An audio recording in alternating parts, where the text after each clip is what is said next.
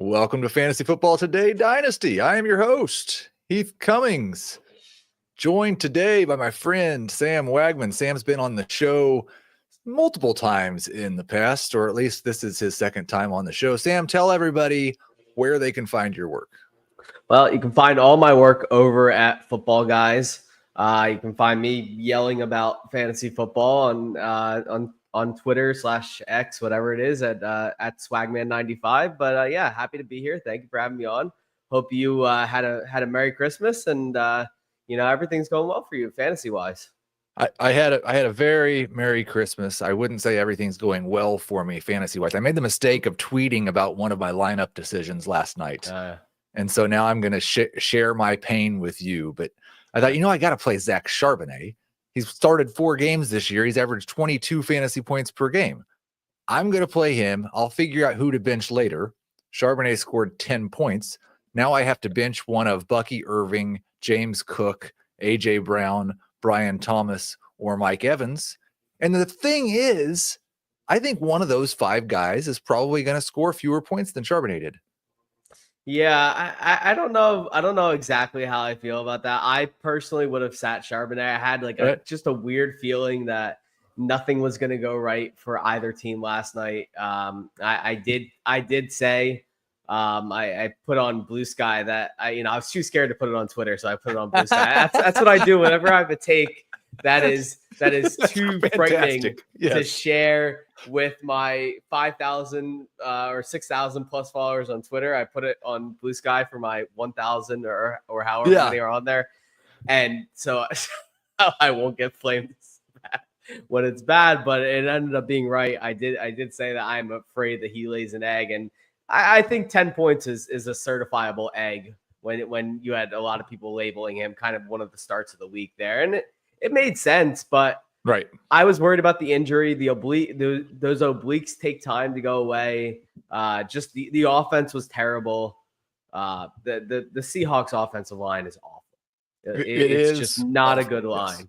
And the Bears are a competent defensive line. That was always the issue there. I didn't think it was going to be 6-3, but I did think. I'm also the person who said Caleb Williams over 1.5 passing touchdowns was the best bet you can make last night. So, take my advice with a grain of salt there. But yeah, I don't know. I think you probably have to start A.J. Brown. I think he would be the one that people say to sit the most, given that no Jalen Hurts, most likely. But I don't know. I might be inclined to sit James Cook in a matchup where they might not need him as much, and where they could get up early.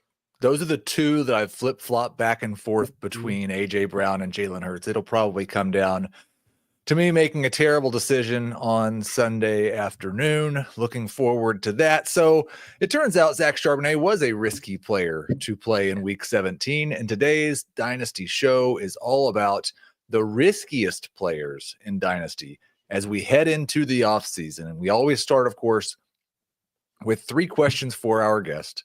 And I'm going to go in a different order than how I gave it to you, because I want to know, who's the one player that everyone else, Sam, might think of as safe in Dynasty that you really think has some real risk that his value could drop this offseason? Well, I don't know if he's completely considered safe anymore. Chris Olave for me is the player that I think his value has been trending down almost for like a year plus now. Nobody was really confident in Derek Carr coming in. Everyone's less confident now, but at least people thought he could probably be a wide receiver 1, still in his career, lead a team in offense. I don't feel that way. We saw him outplayed by Rashid Shaheed this year in multiple spots.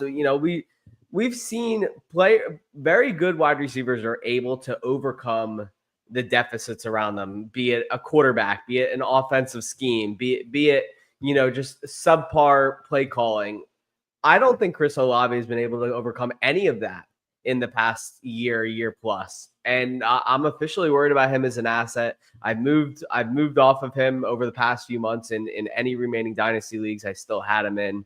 And I'm not sure that he's ever going to be anything more than a top 20 option. Maybe he sneaks into the top 15 Right. With a competent quarterback. But the Saints are destined for, basically cap hell for the next several years.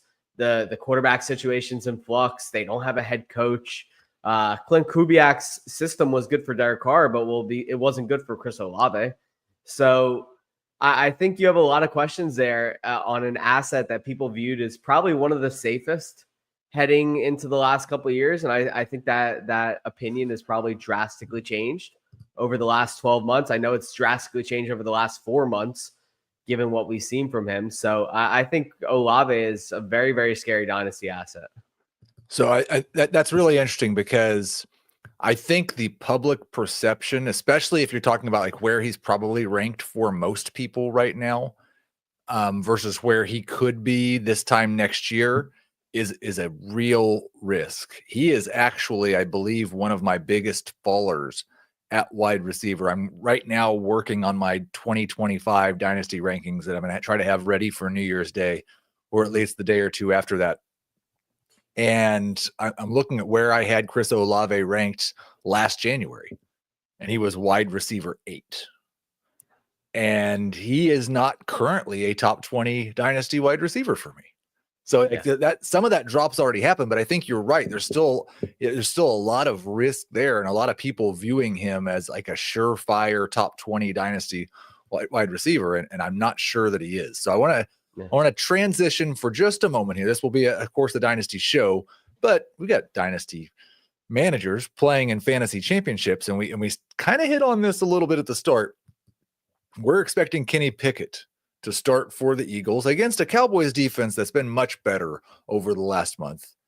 How do you feel about A.J. Brown and Devonte Smith with Kenny Pickett as the starting quarterback this week? Well, I'm completely fine with A.J. Brown. I'm a little bit more skeptical of Devonte Smith, but A.J. Brown saw, a first read target share of nearly 70% last week. For the vast majority, I believe up until midway through the fourth quarter, he and Devonte Smith were the only two offensive players that had a target for the Eagles. And that was with Jalen going down midway through the first quarter on a very sketchy hit there. But I won't dive too deep into that. I'm currently fine with AJ Brown. I think he's going to be completely fine. Right. He'll get his. They'll scheme targets him however possible. He's the alpha. Devonte Smith is the more matchup dependent guy. In this offense, he always has been. He's the guy that's going to, has the opportunity and potential to snap off, a 50-yard touchdown at any given time. But the thing is, the Eagles are so run heavy, and they're so not in a position where they're going to have to throw the ball that much because of their offense, because of their defense, and because of the way they run the offense, that I'm not totally sure that he's going to have that much of a role in this offense with Kenny Pickett there.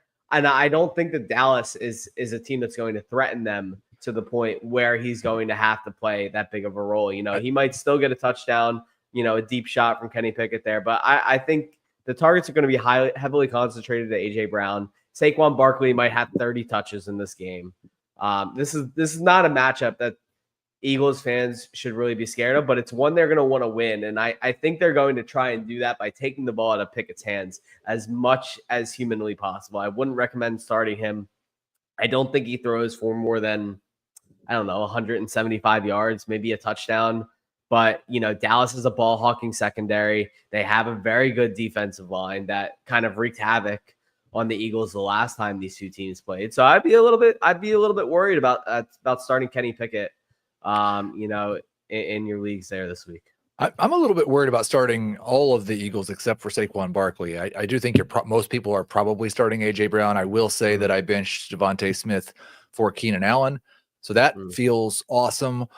Let's take a look a little bit in reverse at 2024 now. Who is the one player this year that really changed your mind in Dynasty? Jordan Addison. I will fully admit, I liked Addison coming into the draft. And then, once I saw him during his rookie year, I was a little bit skeptical because it looked like he kind of was just a little bit of a role player. And it didn't look like he was going to be a guy that played an every down role and was, the deep threat that everyone promised he could be. Plus, a possession receiver, kind of, a la a Cooper Kupp type role that could play, in all phases and really put up some massive stat showings. But we've seen it this year, multiple 100-yard games, multiple 2+ touchdown games for him. He has been a really, really good weapon. And I think the biggest thing is that he's done it with Sam Darnold as his quarterback. I think that's not something we would have said coming into the season. Now, obviously, TJ Hawkinson has worked his way back from his ACL injury, but he's still been pretty heavily involved. And it's not just been him. It's been Aaron Jones. It's been other guys in this Viking offense. But Jordan Addison has, honestly, at a lot of points this year, been better than Justin Jefferson, or at least been more heavily featured than Justin Jefferson. I think that's not something anybody was ready to say coming into the season. I think everyone pegged him as, wide receiver 3 with a lot of upside, potential to take over a game, but not potential to do it every single week. And I think we've kind of moved to the point where we have to consider him a top 15 dynasty wide receiver at this point because of the upside that he showed during the bulk of the season with a quarterback that people didn't really see as capable of supporting multiple wide receivers in this offense. So I think that's a really good sign for Addison's dynasty relevance. I do think he'll be drafted several rounds higher in next year's cycle of dynasty drafts and startups than he was this year and this offseason. So he's definitely changed my mind. He's definitely someone I'm going to look to be in on and hopefully look to acquire a little bit of, if I can still get a good price on him. He is currently my number 13 wide receiver in Dynasty. Now we'll see where that is next week when I start trying to guess at 2025 projections and forward. But yeah, 100% agree with him being a top 15 guy. And I think there's a pretty good argument for him to be a top 12 guy. We'll see how he finished this season and how he looks in the playoffs. We're going to take a short break. When we come back, we were going to talk about some of the riskiest guys in Dynasty. I wanted to say, we do have some suggestions from Twitter for the riskometer, the riskometer, however you want to say it. That will be in our last segment of the show. If you have some guys that you want to see, how risky do we think they are, put them in the chat. We'll get to those. If you have questions, specifically Dynasty questions, put them in the chat. We got a little time for that at the end of the show as well. We'll be right back after this break. Welcome to JJ's. I'll have a... Wait, there's no way I can get a burger? No chance. But you can have the NFL on CBS streams live on Paramount+. Oh, hang on. There's a toy. Okay, so any discussion about risk in Dynasty needs to start with a couple of, I think, probably obvious takes. If you're listening to a Dynasty show, I assume you already know these things, but just in case you don't, inherently risky. Any running back, and I probably would have said who's over 27 last year. Maybe I extend it to over 28 now, but running backs who are 28 or older, historically speaking, have not been as good as they were this year. And you have to be ready because one injury at that age can take a running back's value from must-start player to you can't get a third-round pick for them in Dynasty. So Derrick Henry, Alvin Kamara, Joe Mixon, Christian McCaffrey, James Conner, Aaron Jones. We've already seen a couple of these guys break down this year. Those guys, inherently risky. I did not put them on the list to discuss because I think you guys know it. I would also say pass catchers who are 30 or older, Tyreek Hill, Cooper Kupp, Devonte Adams, Mike Evans, Travis Kelce, George Kittle. That's not to say that these guys can't be must-start options, can't be league winners. They are just very, very risky, and particularly this time of year, from really January through August, I feel really, really nervous about having players of this age on my roster. If you're even thinking about a rebuild next year, I would be willing to take a little bit of a discount to trade those players off my roster, maybe around the rookie draft. But let's talk about the riskiest young guys. And I one of the names that popped up on Twitter several times when I put the call out was the only quarterback guy on the list, Anthony Richardson. And I think people can look and say, well, obviously he's risky. He's been terrible at times. But what makes someone risky is the fact that they have a lot of value that they could lose. And Anthony Richardson is still a top 12 dynasty quarterback for me because he still has the ability to score 30 fantasy points any given week. Now, he might also score 5. But do you think that he's risky over the next 4 months or so because the Colts might replace him? Yes, I do. I think the problem, the NFL is a quarterback problem. We've seen more than ever that, it's hard to find a quarterback who is good. But once you find a quarterback that can actually throw the ball and not lose you games because of the way he's throwing the ball, they're more likely to keep him. Unfortunately, Anthony Richardson has not turned out to be that guy. He's got a completion percentage of 47% this year. I don't know if we've ever seen someone play, the vast majority of a full season and finish under 50 in completion percentage. I don't know if I've seen that. I'm young, but I don't know if I've ever seen that. So I'm chiefly worried that they just cut their losses. It's possible there's a whole new staff in Indianapolis in the next few months. Jim Irsay has never been shy to stick his nose, where it doesn't belong, into personnel matters. So wouldn't shock me to see Shane Steichen gone. It wouldn't shock me to see Chris Ballard gone. I don't really know what to think there. They're not going to run Joe Flacco out there again, but they could go with a bridge quarterback. They could be the ones to sign Sam Darnold. We don't know. But I would rather have Sam Darnold than I would Anthony Richardson if I was the Colts. I can't imagine there are many people who wouldn't do that. And that alone is a massive reason why Richardson has to be the riskiest young quarterback that there is. The upside that he offers you simply doesn't outweigh his, risk of just throwing 3 picks, fumbles, all of these things that have been issues with him, just missing short, simple passes, wanting to chuck the ball downfield too much, inaccurately. These are all things that we've seen Richardson do continually this year. And though it's been less since the benching, he really hasn't played that much better since he came back. So I'm very, very worried about Richardson. Okay. So while you were talking, I did look it up. I cannot see a quarterback since 1998 that has thrown at least 300 passes and has a completion percentage below 50%. So that's a long time ago. Now, it happened a bunch. It's happened 101 times in NFL history. So this was a thing that used to be fairly common. Kerry Collins did it in both 1995 and 1998. Drew Bledsoe did it in 1993. Vinny Testaverde did it in 1988. Warren Moon, 1987. Like this has happened with some guys. There's a Phil Simms, 1980. Yes, but not really in the last 30 years. I think that's the chief issue here, is that recently it has not happened. Yes. Now, I will say I'm still probably more of a buyer than a seller on Richardson, just because the upside is so high. He's an interesting quarterback, because if you don't view him as a starter in a 1 quarterback league, it's hard to say this, but I do think his value might be better in a 1 quarterback league than it is in a Superflex league. Because in Superflex, it's really hard to carry a guy who might, as a quarterback, to value a guy as a quarterback who could lose his job in the next 4 months. In 1 QB, I don't really care about the floor.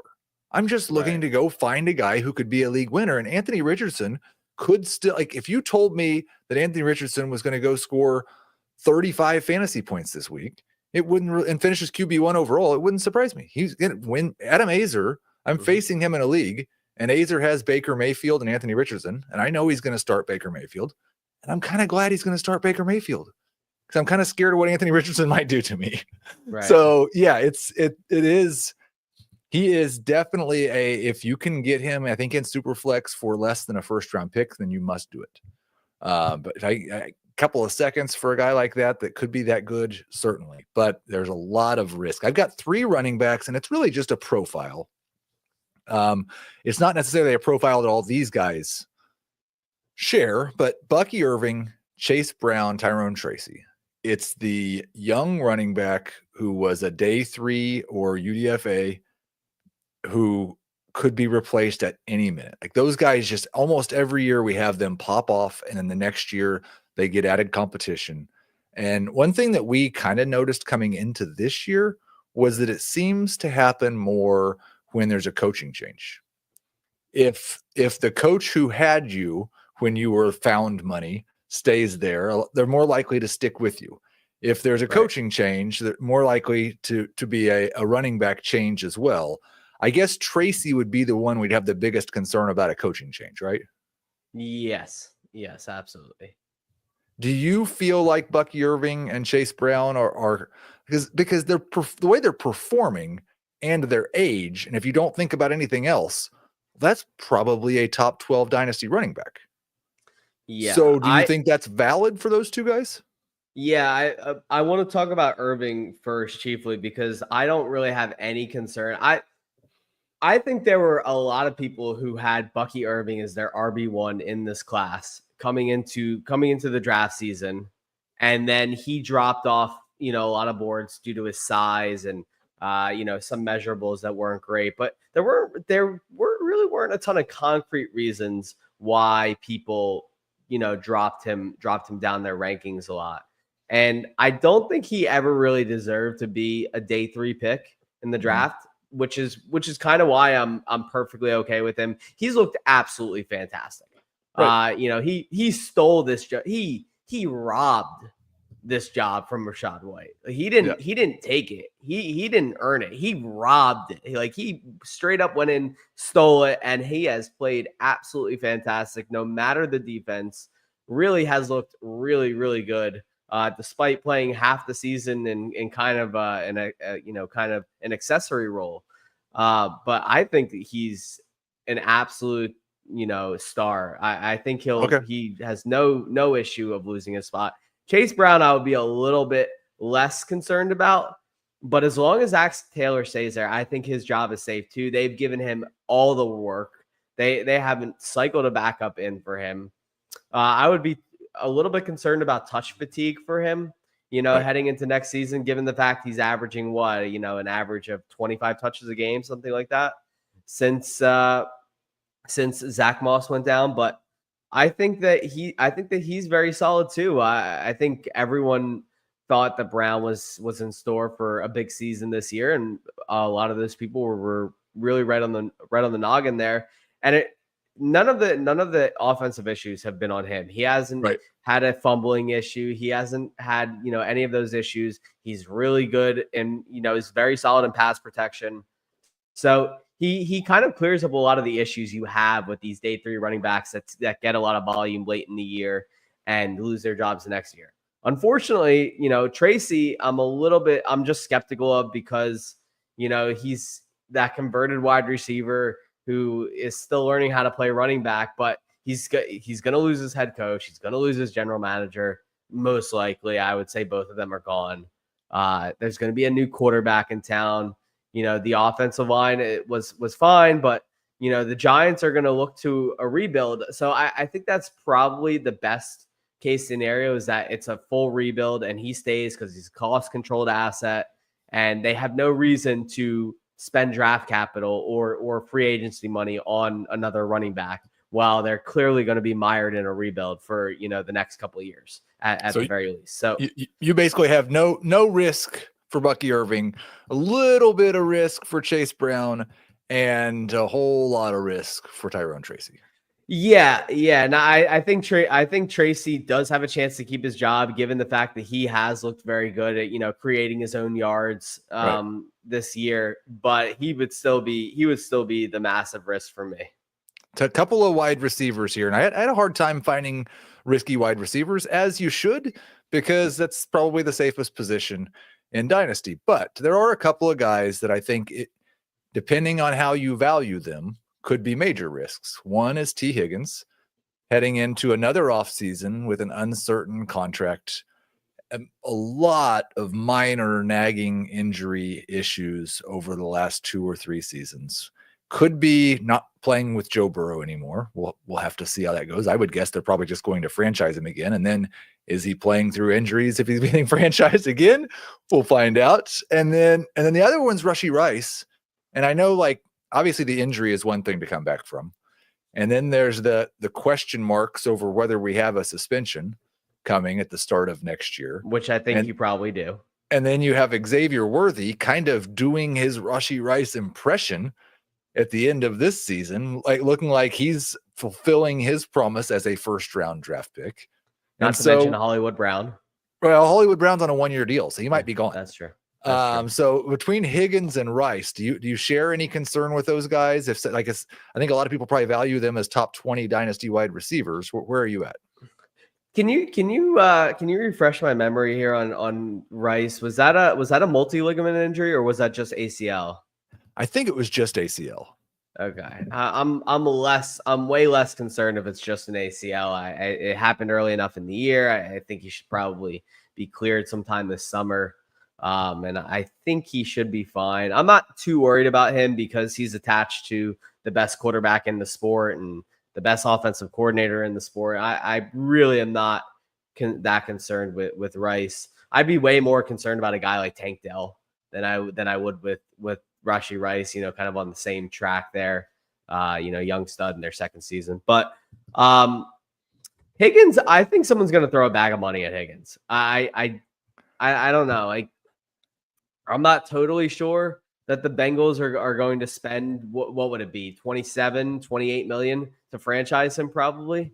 Will they do that? Like when it's inevitable that he would leave if they franchise him? I don't think they have any intention of signing him to a long-term deal because of those injuries and because of the fact that they're an inherently cheap franchise.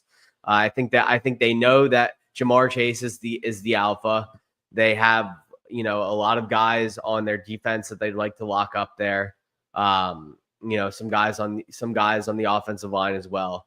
And then obviously Burrow's massive contract. And the state of their franchise is that they're ready to compete, but they need the defense to get better. And that's where they need to spend money on that side of the ball. So I'm not sure that they're willing to throw $65-70 million at their 2-star wide receivers. I think they'd rather just let one of them walk and rebuild through the draft and maybe somewhat small purchases in free agency. So I think someone's going to throw a bag of money at Higgins. And that makes me nervous of where he could go. We could see him go to the Patriots. We could see him go to the Cowboys, Panthers. We could see him go to the Panthers. Some of these are spots that could be great. Drake May could be good. The Panthers would be kind of bad. The Commanders could be an interesting spot. So I'm not really sure. I think Higgins is definitely like a wait and see kind of where the wind blows over the next couple months for him. But I'm mostly okay. I've always been a believer in his talent, and he plays through all those injuries anyway. So unless it's something like that really happens seriously to him, I'm not too worried. And I don't think I would be that worried about Rice either. I think I'm with you. Wide receiver is technically very stable unless something really, really bad happens or, a move is very, very unfavorable. And I don't see really any of that here. So just to clarify on Rice's injury, it was an LCL only. So the ACL was intact. The MCL and meniscus were fine. It was his lateral collateral ligament. And that had a recovery time of 4 to 6 months. So injury should not really be a concern going into next year. Right. Target competition might be, suspension might be, but long-term Rice should be good to go. The only tight end I had on the list, Dalton Kincaid. And it we have to have Kyle Pitts though, right? What? We have to be worried about Pitts at this point. Are enough people still holding out hope? But I think there are still some people that are holding out hope that we should say something about Kyle Pitts because this is bad. This is bad. He has. I think he should have been on the list last year. He has fallen outside of my top 12 tight ends in Dynasty. So it's hard to have a lot of risk if that's your value. But yes, I agree with you. If people are still valuing Kyle Pitts as a top 6 Dynasty tight end, then he is the riskiest player in all of Dynasty. Maybe I should go check DLF while you talk about Dalton Kincaid. But Kincaid kind of feels like he's on that same path. Like he's a consensus top 5 tight end in Dynasty. He was some people's number 1 tight end coming into the year. He's had another year of just completely lackluster production. Lots of opportunity, very few fantasy points. I am sure that through this offseason, I have little doubt the most popular breakout pick at the tight end position next year is going to be Dalton Kincaid. Yeah. If we go a month and he doesn't do that, does his value finally start to drop? Yes, and this is it's worrisome because he was my tight end one coming into the year.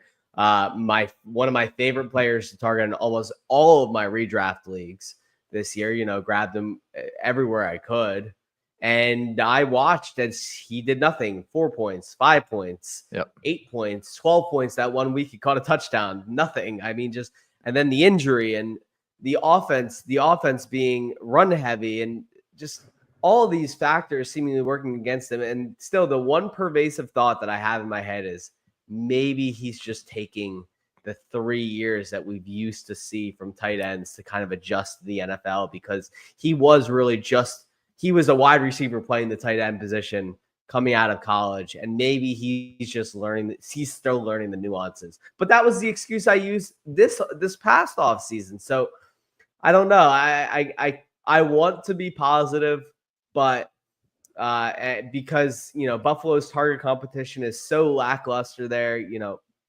Keon Coleman is there, but Amari Cooper probably won't be next year.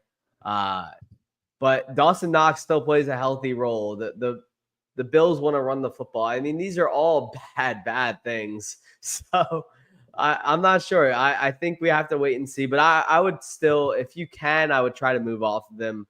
And try and get like a first. I would slam dunk a first for Kincaid at this point. I'm not sure if I can stomach holding on to him and seeing this another year. But the scarcity at tight end is once again rearing its ugly head to be a factor. You have possible retirements this offseason, and Travis Kelce hasn't looked that good. And really the only old guy that's looked good is George Kittle and Jonnu Smith, which still makes no sense to me. It's been 3 months and I still don't understand.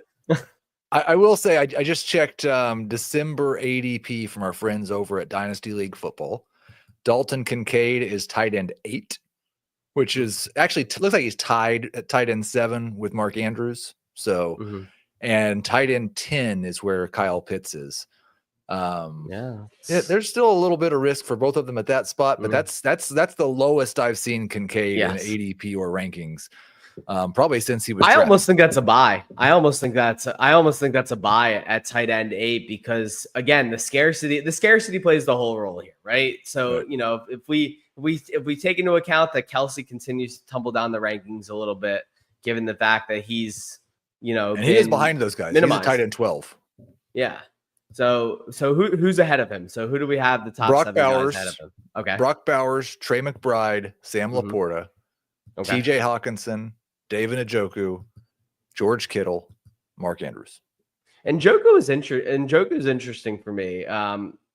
He and Andrews might be the only guys that I would rank outside or behind Kincaid at this point, simply because Andrews is a use when necessary and red zone target only. You're basically praying he catches a touchdown or a 70-yard random pass, or and he's not useful. And Njoku is very interesting because he's a low ADOT guy who doesn't catch many touchdown passes. So if he's minimized, then it's unfortunate. So and the quarterback situation in Cleveland is completely up in the air. Nobody knows what's going on there.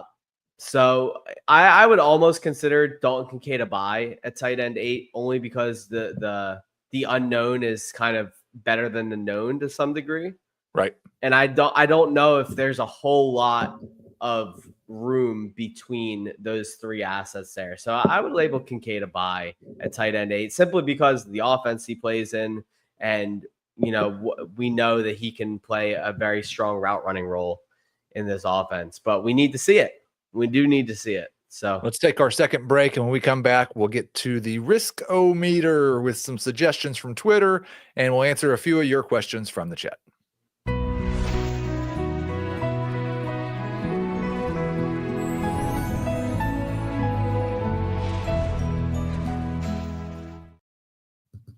We are back, and Dustin had 3 names for the Risk-O-Meter.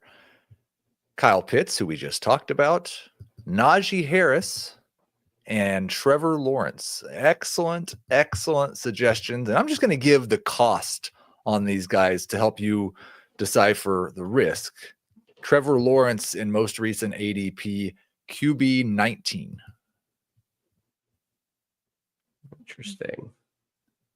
I don't think there's a ton of risk with Lawrence.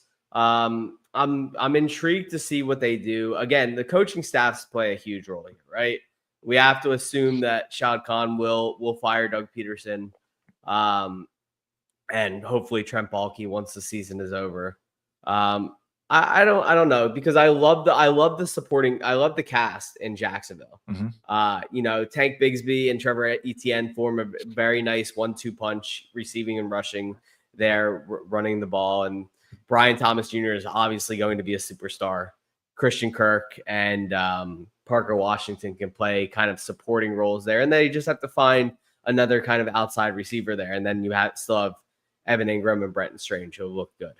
So I think the supporting cast is fine. I think it's just, can Trevor be who they're paying him to be? And he'll have another couple of years to do that. So the contract makes this a lot safer than maybe it should be. I think a new coaching staff could invigorate Trevor a little bit if you get someone, very offensive minded in there. I am old enough to remember when Doug Peterson was going to help Trevor Lawrence's dynasty value, because we just had to get a new coach in there. Yes. Those were good times. Those were some good times. I do miss those times. So I agree. Maybe Ben Johnson will come to save the day. QB 19, I do not see a whole lot of risk there. It's about where I have him in dynasty. Najee Harris is RB 21, and that seems a lot of risk. Extremely risky. I don't even know for sure that he's going to be a lead running back next year. He probably will be, but I don't know where. That's a high risk for me. Yes. A lot of risk with Najee Harris there. I mean, but here's the thing. If he stays in Pittsburgh, I don't see a scenario where he's not at least getting 60%, 65% of the rushing touches again. So, because Tomlin's clearly not going away from him. Arthur Smith is running a good scheme for him almost, because that's one that's always going to favor a running back and the rushing abilities. You just have the downside. He's going to slot Cordero Patterson in there a few more times than he should per game. I guess I agree with you. I think if he stayed in Pittsburgh, he'd probably have a similar role. It's just that this year he is RB 29 on a per game basis, and he's going to be 27 years old. And it doesn't seem like we usually rank guys higher in dynasty than they finished in redraft at that age, that position. Yeah, I think it's difficult. I want to say that he is going to lose his job, but I've seen nothing to really deter me from thinking that he's going to lose his job.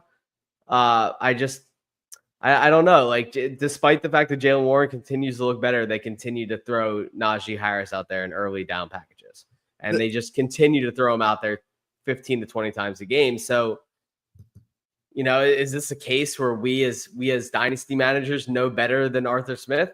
Probably, but Arthur Smith is going to do what Arthur Smith wants to do. So I think that's the issue there. If he does leave Pittsburgh, where does he go? Dallas. Yeah, Dallas maybe. is a spot.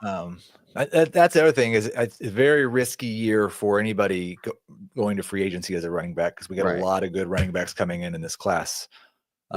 So that will be interesting as well. I did want to get to this one because Curtis asked about Tyrone Tracy, who we already talked about. We're put him very high on the risk-o-meter, but then he also asked about Breece Hall. And Breece Hall, most recent ADP, comes in as RB5 behind Gibbs, Bijan, Barkley, and Achane.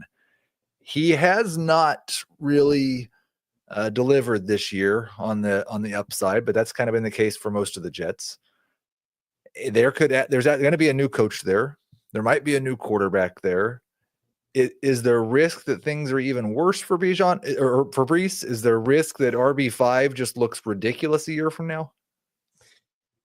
I don't know if it looks ridiculous. I think his floor might be top 10. I think that might be his floor, top 10, maybe top 12. I don't know. Like, can you? This is a situation where you say, is the situation going to end up being worse than the talent? I don't think it will be. I think Brees Hall's talent, and I think people kind of forgot what Brees Hall can really do, and what he can do behind a competent offensive line. I think that's probably the crux of the issue, is the offensive line was not a good blocking offensive line, for run blocking this year. He still did a lot of damage to the passing game most of the time. And he did have some spots where he shone through the running game. But I think all of the running backs really struggled rushing the football for this team. I mean, Braylon Allen is a bowling ball at 240 pounds, and he wasn't able to get going, time. So I think a lot of the offensive struggles here, a lot of dysfunction with Saleh being fired halfway throughout the year. The team is being run by 2 15-year-olds. I mean, there's a lot of dysfunction with this team. I think it's going to be really interesting to see what they do, in the next 4 months. But I don't think Brees Hall is that risky. And what's the risk? What's the chance that a year from now, two guys we just talked about, Bucky Irving and Chase Brown, are ranked higher than Brees Hall in Dynasty? Pretty low. 25%. 25%. Okay. Yeah. I'll take those odds.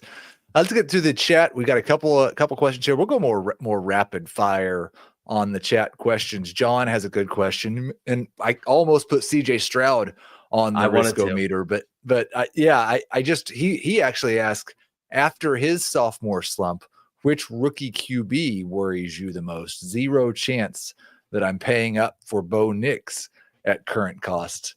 And I think that's a good name to throw out there. Current cost, it looks like an ADP. Bo Nix in December, QB 14. CJ Stroud, QB 13. Is there a rookie quarterback you're worried that's going to kind of pull the Stroud, be really good in year one and struggle in year two?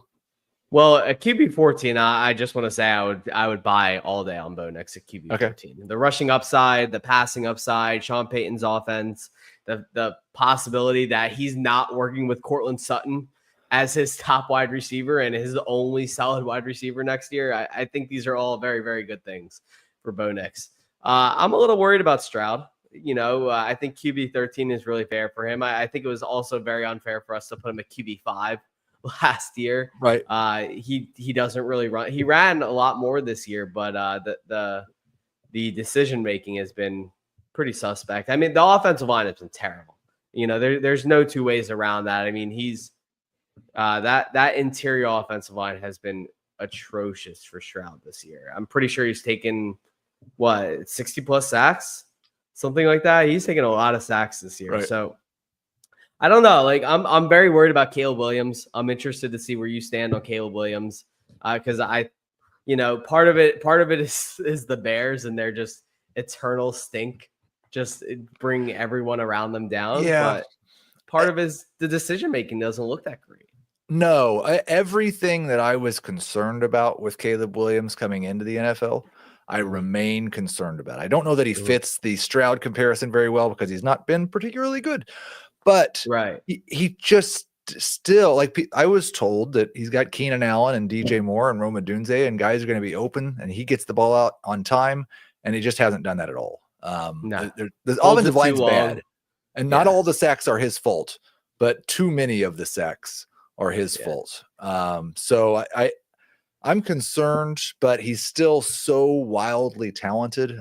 He's my QB 8, which I think is where he is in terms of ADP. He could fall quickly, but you look at the guys right behind him, like Kyler has been very disappointing this year. We talked about the risk with Stroud's been disappointing. Nix, Brock Purdy, Justin Herbert. The NFL is a QB problem. We said it earlier in the year. Yeah, and some of it's been created by the defenses and how they've been played. But I think we had one more here. Go a little bit deeper. Malik Washington, and Xavier Legette. Not in the same range for me, but Xavier Legette, I think, is somebody that I am very interested in buying guys like this off of their rookie year at a major discount. And so if we get late in round 2 of a rookie draft and somebody's really wanting to get a player and ready to give up on Xavier Legette, that's the type of deal I'd be wanting to make. I've got some optimism, but not, I mean, his value has decreased over this year. Would you agree with that? Yeah, absolutely. From where he was as a first round pick in April heading to now. Yeah, absolutely. And then Malik Washington's just an end of the roster guy that if you've got room for him, that's fine. Right. Yeah. All right. Yeah. Well, I mean, I think you were hoping for a little bit more from Malik Washington, but they've integrated him a lot. I mean, he had, I was at the Dolphins 49ers game this past week, and route running looked pretty good from him, for where he got the ball, and they've integrated him. He's a good fit for this offense.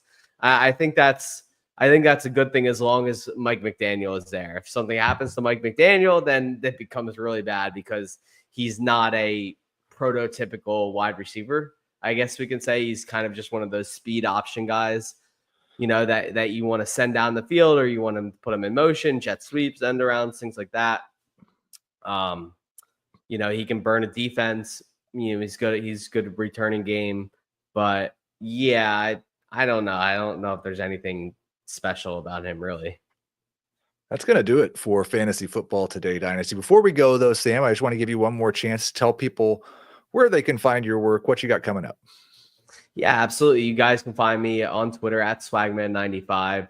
I'm there all the time, and you can find all of my written fantasy work over at Football Guys. Great place to be. Heath can attest to that.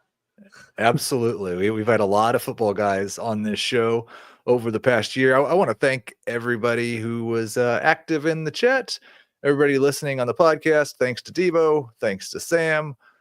We will talk to you next Tuesday.